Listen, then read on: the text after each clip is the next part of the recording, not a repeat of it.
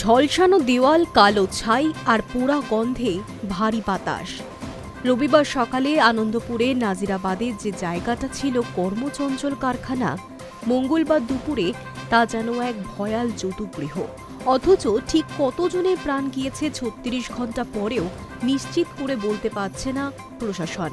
এই ধ্বংসস্তূপ থেকেই একে একে সামনে আসছে ভয়াবহ অব্যবস্থার ছবি।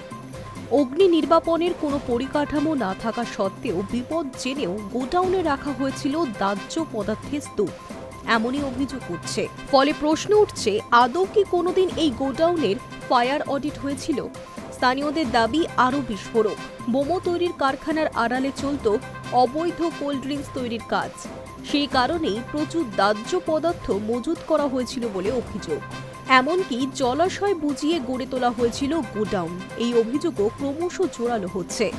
সব মিলিয়ে এই যৌতুগৃহকে কেন্দ্র করে স্পষ্ট হয়ে উঠছে প্রশাসনিক নজরদারির গাফিলতি আর চরম অব্যবস্থা।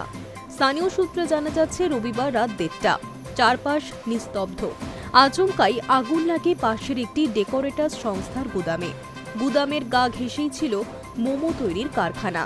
মুহূর্তের মধ্যেই আগুন ছড়িয়ে পড়ে সেখানে। দাও দাও করে জ্বলে ওঠে তেল, গ্যাস ও অন্যান্য দাহ্য সামগ্রী। খবর পেয়ে দ্রুত ঘটনাস্থলে পৌঁছয় দমকল। শুরু হয় প্রাণপণ লড়াই, কিন্তু সময় যত গড়ায় আগুন ততই ভয়ঙ্কর হয়ে ওঠে। সোমবার দমকল আধিকারিকেরা স্পষ্ট করে জানিয়েছেন, ওই গোডাউনে কোনো অগ্নি নির্বাপন ব্যবস্থা ছিল না। মঙ্গলবার বেলার দিকে ঘটনাস্থলে পৌঁছন দমকলের ডিজি রণবীর কুমার।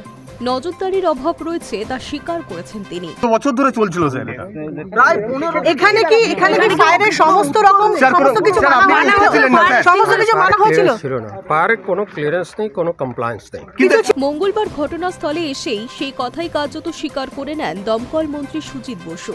তার কথায় প্রচুর জায়গায় প্রচুর কারখানা রয়েছে। অনেকে লাইসেন্স নিয়ে করছেন, অনেকে বেআইনিভাবে করছেন। এখনই বলতে পারবো না ওদের কাছে কি কাগজপত্র রয়েছে। যদি বেআইনিভাবে হয়ে থাকে ব্যবস্থা নেওয়া হবে।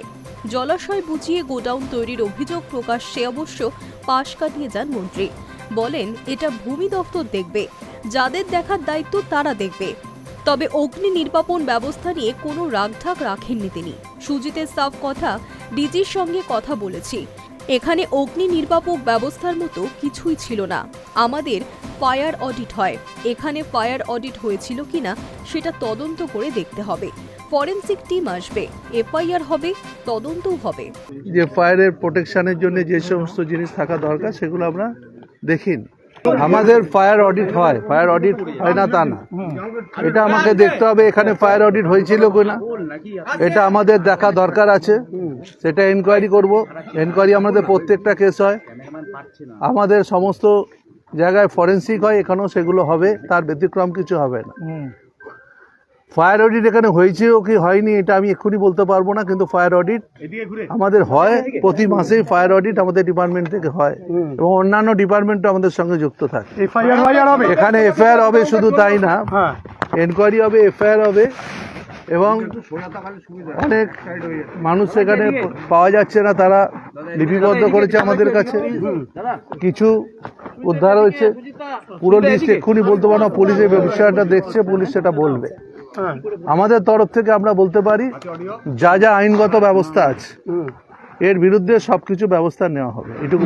কারখানা দেখুন, কলকাতা শহরে প্রচুর জায়গায় প্রচুর কারখানা আছে, আবার অনেকে লাইসেন্স নিয়েও করছে, অনেকে ইনলিগালও করছে।